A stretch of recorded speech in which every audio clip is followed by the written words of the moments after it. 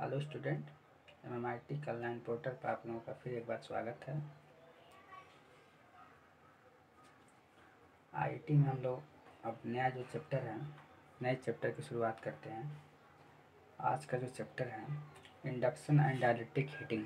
हमें हीटिंग के बारे में पढ़ना है कि हम लोग हीटिंग किस मेथड से कर सकते हैं। तो अभी तो हमारे पास सिलेबस में दो ही हीटिंग है, डायलेक्ट्रिक और इंडक्शन। तो चैप्टर का नेम क्या है? Induction and dielectric heating. Chapter का नेम लिखते हैं induction and dielectric heating.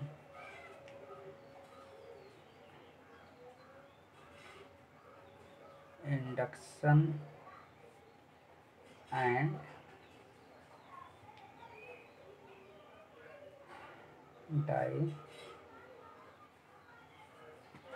And dielectric heating.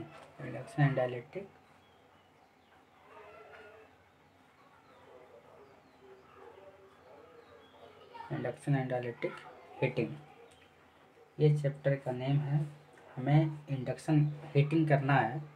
Heating करने के मेथड में क्या करेंगे? इंडक्शन मेथड और डायलेक्ट्रिक मेथड, दोनों मेथड की चर्चा करेंगे। ऐसे जनरली अगर देखें कि पुराने समय से जो आ रहा है, पुराने समय से जो पदार्थों पर ट्रीटमेंट यानी हीट करने की जो मेथड हम लोग करते थे, क्या हमारे पास था?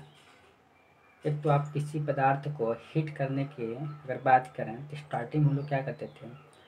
लकड़ी के द्वारा हीट करते थे, कोयले के द्वारा हीट करते थे, अथवा तेल के द्वारा हीट करते थे। यानी जो हमारी डीजल है, पेट्रोल है, इन सबों के द्वारा क्या करते थे? उष्मा के रूप में स्रोत, यानी उष्मा के स्रोत के रूप में यूज करते थे।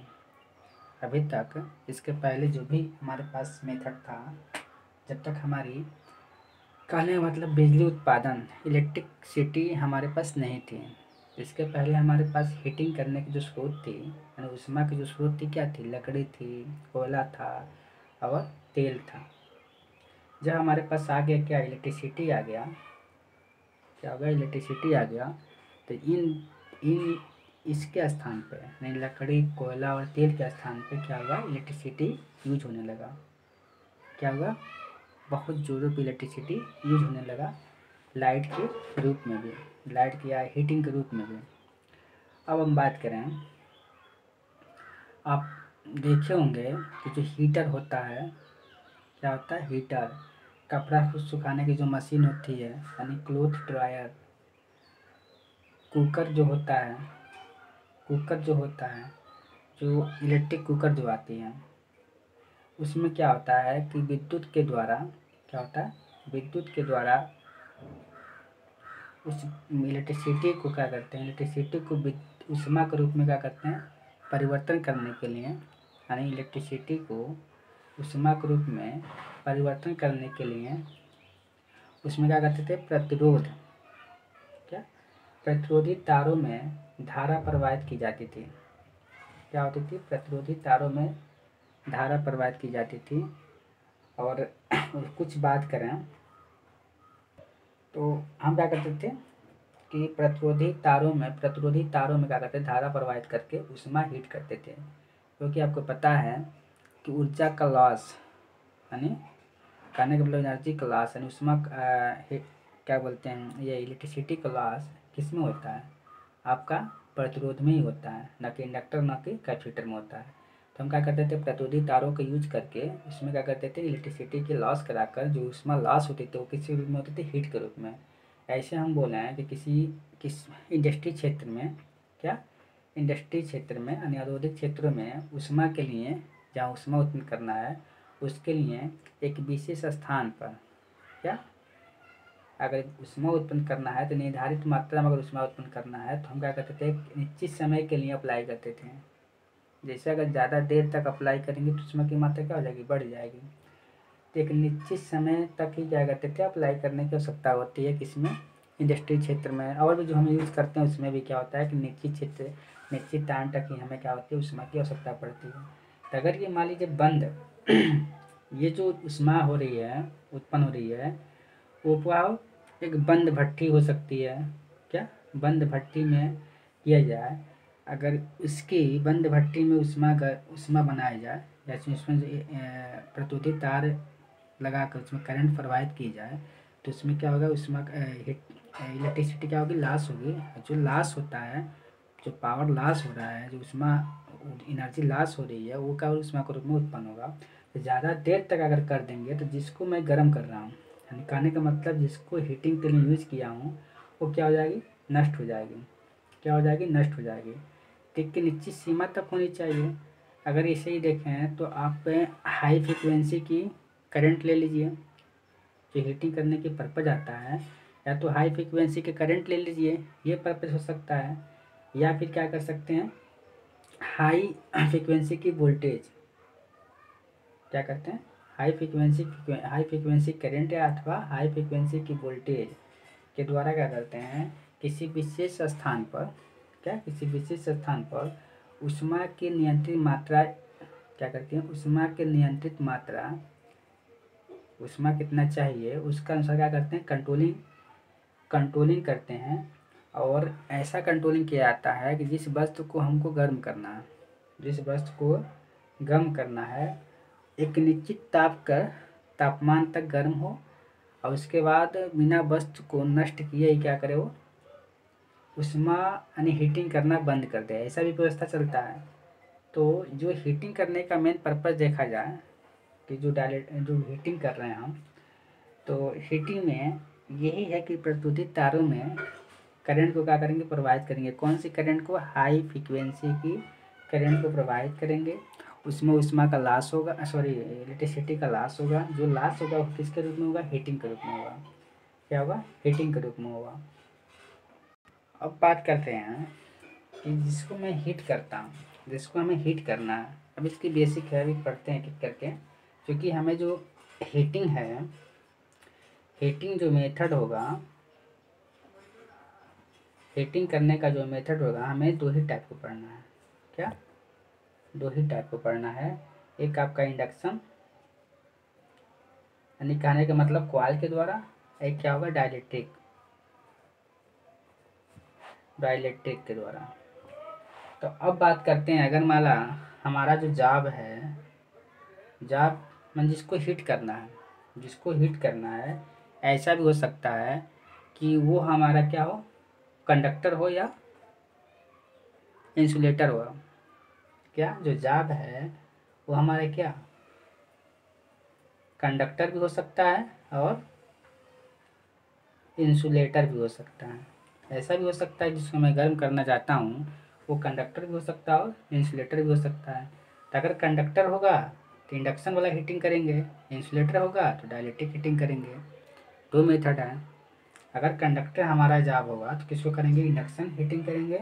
अगर इंसुलेटर होगा तो क्या करेंगे, डाइलेक्ट्रिक हीटिंग करेंगे। अब थोड़ी सी इसको देखते हैं। इंडक्शन, इसमें क्या होता है, जब इंडक्शन हीटिंग करना होता है तो उसमें हाई फ्रीक्वेंसी की करंट फ्लो कराते हैं।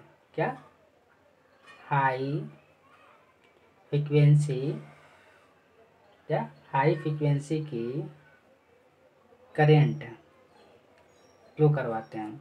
हाई फ्रीक्वेंसी की करंट फ्लो करवा के हम क्या करते हैं, इसमें इसके द्वारा ये कंडक्टर को क्या करते हैं, हीट करते हैं। अब कैसे होता है ये भी देखते हैं। जब हम क्या करते हैं, हाई फ्रीक्वेंसी की करंट जब प्रवाहित कराते हैं, तो ये क्या होता है, जो गर्म होने वाले चालक हैं, जो गर्म किए जाने वाले पदार्थ जो हैं वो क्या है, चालक हैं। तो जो जो हीट हम क्या किए हैं, ये मान लीजिए, सपोज दैट, ऐसा मान लीजिए, ये हमारा क्या, ये हमारा क्या है, कंडक्टर है। क्या है, कंडक्टर है। इसके हम क्या किए, यहाँ पे कुंडली लगा दिए।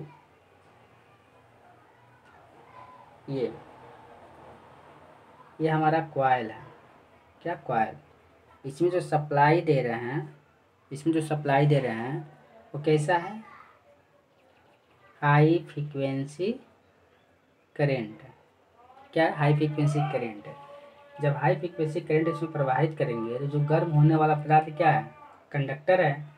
तो कुंडली में क्या होगा, इस कुंडली में क्या होगा, तीव्र गति से, क्या होगा, तीव्र गति से बहुत कुंडलिंग क्या होगा, इसकी वोल्टेज क्या होगी, बार बार क्या होगी, चेंज होगी। जब हाई फ्रीक्वेंसी करंट इसमें फ्लो कराएंगे, देखिए करंट की दिशा क्या हो रही है, बार बार एक बार इधर तो एक बार इधर, बार बार चेंज हो रही है करंट की दिशा। तो इसमें वोल्टेज भी क्या होगा, परिवर्तित होगा। क्या होगा, वोल्टेज भी परिवर्तित होगा। तो इसमें एक प्रेरित, एक के कोर में क्या करते हैं, कोर यानी पदार्थ में क्या करता है, जो कोर है, जो इसमें कॉइल लपेटे हुए हैं, तो कोर में क्या करता है, एक प्रेरित, एक धारा प्रेरित करती है। क्या होता है, एक धारा प्रेरित होता है। जब ये हाई फ्रिक्वेंसी करंट इसमें फ्लो करवाते हैं तो करंट की दिशा बार बार चेंज हो रही है, तो एक परिवर्तित वोल्टेज भी होगा। तो इसमें क्या होता है, एक प्रेरित धारा होगा, यानी धारा प्रेरित करती है। उसी प्रेरित धारा को क्या बोलते हैं, बावड़ धारा बोलते हैं, ईडी करंट बोलते हैं। क्या बोलते हैं, ईडी करंट। उसी प्रेरित करंट को क्या बोलते हैं, ईडी करंट बोलते हैं। ये ईडी करंट यानी कोर पदार्थ में सर्कुलेट होकर, ये ईडी करंट कोर पदार्थ में सर्कुलेट होकर आई स्क्वायर आर, क्या फार्मूला बनेगा, I square R, I square R heating उत्पन्न करती है। जो इसमें हाई फ्रिक्वेंसी का करंट फ्लो कर रही है, तो करंट बार बार चेंज होगा। तो चेंज होने से इसमें क्या होता है, तीव्र गति से वोल्टेज भी चेंज होगा। वोल्टेज चेंज होगा तो कोर में क्या होगा, एक प्रेरित धारा प्रेरित होगी, क्या होगी, करंट प्रेरित होगी। वो क्या होती है, ईडी करंट कहलाती है। और ये ईडी करंट, इसको बोलते हैं भौर दराएं। भौर दराएं कोर पदार्थ में, यानी कहने का मतलब कंडक्टर में सर्कुलेट होकर क्या करती है, आई स्क्वायर आर हीटिंग उत्पन्न करती है। आई स्क्वायर आर हीट उत्पन्न करती है। तो हीटिंग उत्पन्न करती है। तो देखते हैं कुंडली जो है, अगर कुंडली हम क्या करें, एक अच्छी तरह से आकार का यूज करें, कुंडली एक अच्छे प्रकार की यूज करें और हाई फ्रिक्वेंसी की धारा इसमें सावधानीपूर्वक पर फ्लो करवाएं, तो इस प्रकार क्या होता है, एक क्या होता है, ये हमारी एक कंट्रोलिंग हीट उत्पन्न करती है। अगर कुंडली एक अच्छे प्रकार से प्रयुक्त करें और जो हमारा उच्च फ्रिक्वेंसी के जो करेंट हैं उसको सावधानी से फ्लो करवाएं, तो क्या होती है, कंट्रोलिंग हीटिंग की जा सकती है। इसके द्वारा एक कंट्रोलिंग हीटिंग की जा सकती है। ऐसे ही क्या होता है, अगर हमारा कुचालक पदार्थ होगा, अगर हमारा मान लीजिए क्या हो जाए, कुचालक पदार्थ होगा, तो उसको हीट करने के लिए क्या करते हैं, उसको हीट करने के लिए इस तरह से मेथड होता है। जैसे मान लीजिए आप कैपेसिटर प्लेट देखे होंगे, क्या, कैपेसिटर प्लेट देखे होंगे। ये कैपेसिटर की प्लेट दो क्या करते हैं, धातु की प्लेट लेते हैं, इन धातु की प्लेटों को क्या करते हैं, सप्लाई देते हैं, ठीक। और इसके बीच में डाइलेक्ट्रिक, यानी कहने का मतलब कुचालक पदार्थ रखते हैं, इंसुलेटर मटेरियल रखते हैं, कुचालक पदार्थ रखते हैं। तो दो प्लेट के बीच में क्या करेंगे, एक कुचालक पदार्थ रखेंगे यानी इंसुलेटर रखेंगे। इसको हीटिंग करने के लिए क्या करते हैं, हम इस मेथड को अगर हीट करते हैं तो इसको बोलते हैं डाइलेक्ट्रिक हीटिंग। क्या बोलते हैं, डाइलेक्ट्रिक हीटिंग। इस मेथड को क्या बोलते हैं हम, डाइलेक्ट्रिक हीटिंग। तो अभी तो एक बेसिक था। तो इस तरह जो हमको हीटिंग करना है, दो टाइप की हीटिंग करना है। क्या, देखिए डाइलेक्ट्रिक हीटिंग में दोनों में थोड़ा डिफरेंस है। एक चीज़ और देखिए, इसमें जो डाइलेक्ट्रिक हीटिंग होगा, इसमें हाई फ्रिक्वेंसी की वोल्टेज नहीं फ्लो कराएंगे, क्या करंट नहीं, क्या करेंगे, हाई फ्रिक्वेंसी की वोल्टेज अप्लाई करेंगे। हाई फ्रिक्वेंसी की वोल्टेज अप्लाई करेंगे इसमें। इंडक्शन हीटिंग में जो होगा उसमें क्या करें, हाई फ्रिक्वेंसी की करंट अप्लाई करना है मुझे, समझ में आ रहा है। जो इसमें करना है तो हाई फ्रिक्वेंसी की करंट इसमें अप्लाई करेंगे और डायलेक्ट्रिक बारे में क्या करेंगे, हाई फ्रिक्वेंसी की वोल्टेज अप्लाई करेंगे। तो एक कॉमन सी सर्किट आती है, क्या, एक कॉमन सी सर्किट आ रही है हमारे में कि अगर मान लीजिए हम एक सिंपल बात करें,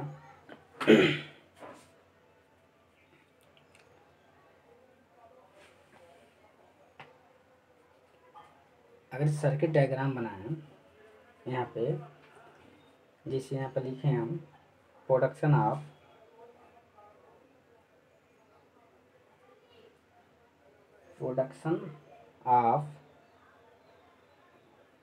high frequency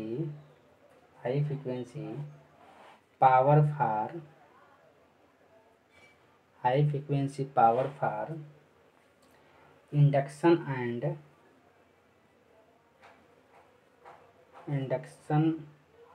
and dielectric heating. Dielectric heating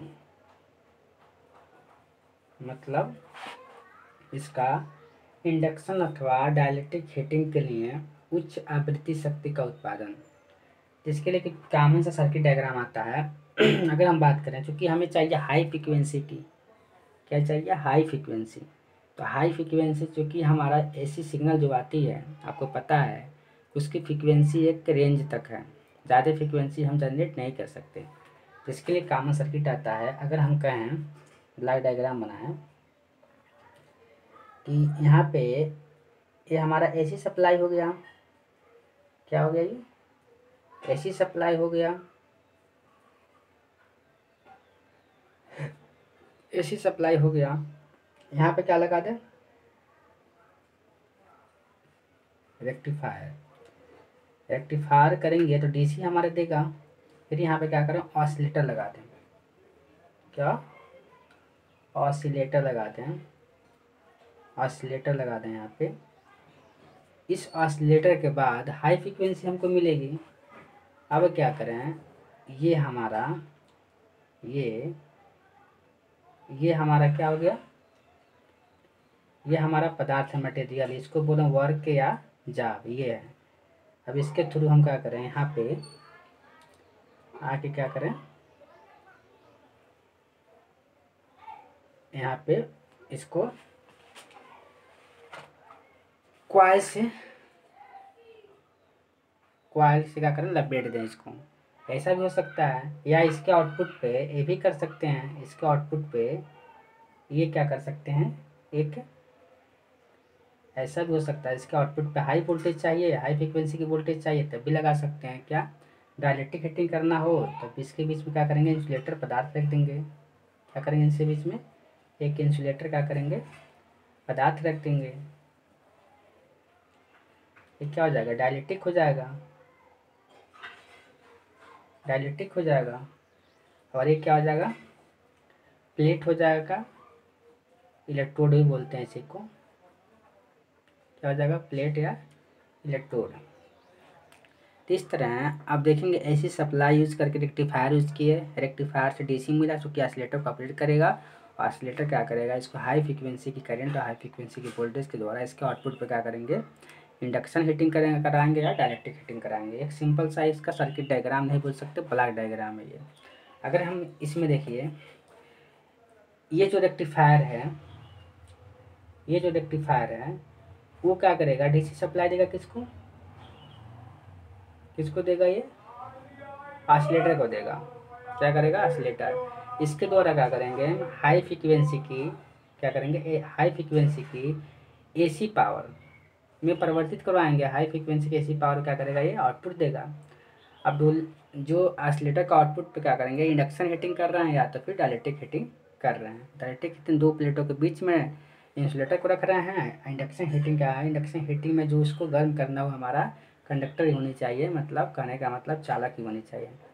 ऐसे अगर देखें तो छोटे आकार के हीटर में, क्या, छोटे आकार के हीटर में रेक्टिफायर एक पूर्ण तरंग 2 ट्रांजिस्टर परपथ, छोटे आकार का अगर हीटिंग करना है, हीटर है, तो उसमें क्या करेंगे, एक फुल वेव रेक्टिफायर होगा। क्या होगा, फुल वेव रेक्टिफायर होगा। एक ट्यून्ड कलेक्टर, क्या होगा, एक टोली यूज करेंगे, ट्यून कलेक्टर भी ले सकते हैं, या हार्टरी या कॉल्पी टोली द्वारा भी इसकी हीटिंग कर सकते हैं। नहीं, बड़े आकार की अगर हीटिंग करना होगा, क्या, बड़े आकार की अगर हीटिंग करना है तो रेक्टिफायर जो होगा वो पॉलीफेज रेक्टिफायर होगा। क्या होगा, पॉलीफेज रेक्टिफायर होगा।